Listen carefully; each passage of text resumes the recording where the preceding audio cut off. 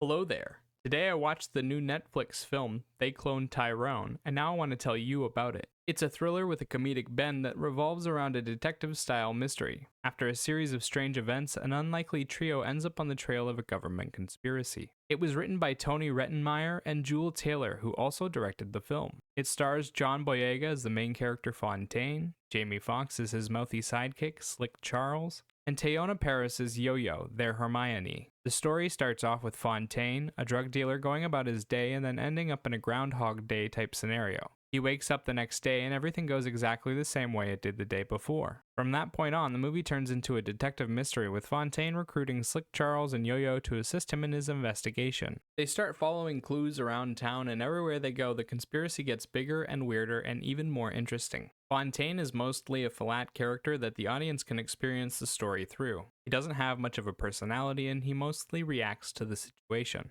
This is in part explained by the story, but it does mean that he isn't the most compelling character. You don't really care what happens to him, but you do end up caring about Slick Charles and Yo-Yo. Boyega plays the emotional aspects of the character well, but for the most part he's playing a gruff action hero type that barrels through life without a word. Slick Charles is like Jamie Foxx's best impression of Chris Tucker. He's a pimp with a mouth that runs it non-stop. It's a wonder he doesn't collapse from lack of oxygen. Half of the time he's funny, the other half he's kind of annoying, but underneath all that is a normal guy just trying to make his way in the world. He reacts to the story the way any normal human would and is the voice of reason most of the time. Somehow, some way, this character ends up wearing your defenses thin, and by the climax you actually want to see how his story ends. Jamie Foxx did the emotional reveal really well. Yo-Yo is the final member of the trio, and she's like Nancy Drew. Full of curiosity, always trying to do the right thing, always has something intelligent to add to the conversation, and takes care of the other two members of her group. She's easily the best character in the film and the only person you actually want to root for initially.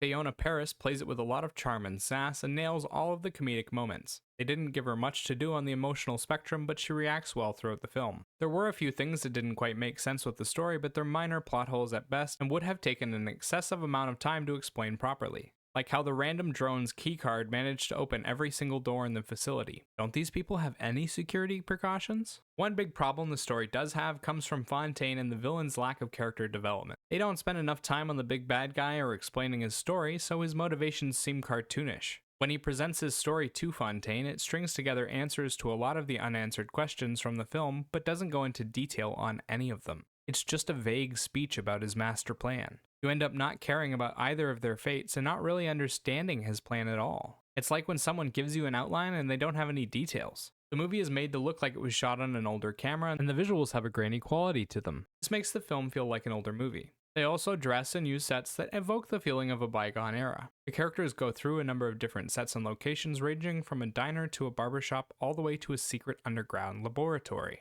They put a lot of details in the sets and environments that hint at the deeper story and a lot of goofy references. There are also a lot of neon lights that glow on camera and give it a cyberpunk feel. The film did a solid job of recreating the look of a 70s detective story. There were a couple of standout moments throughout the film, moments where the eerie nature of what's going on is perfectly captured in the cinematography, like at the church or in the diner.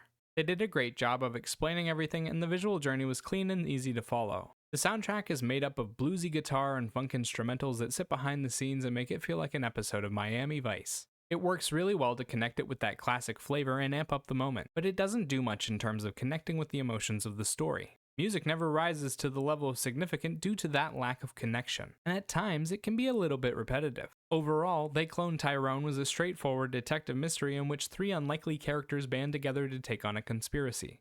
The story unfolds in an entertaining way, the film has decent production value, and it perfectly recreates that 70s detective vibe. The story could have been more original and they could have done a lot more with the villain and hero, but it works well as light entertainment. If you like retro-style mysteries, then give this one a shot. As for a rating, I'd give it a 6 out of 10. And remember, these are just my thoughts on the film. Let me know what you think about it in the comment section down below. Bye-bye!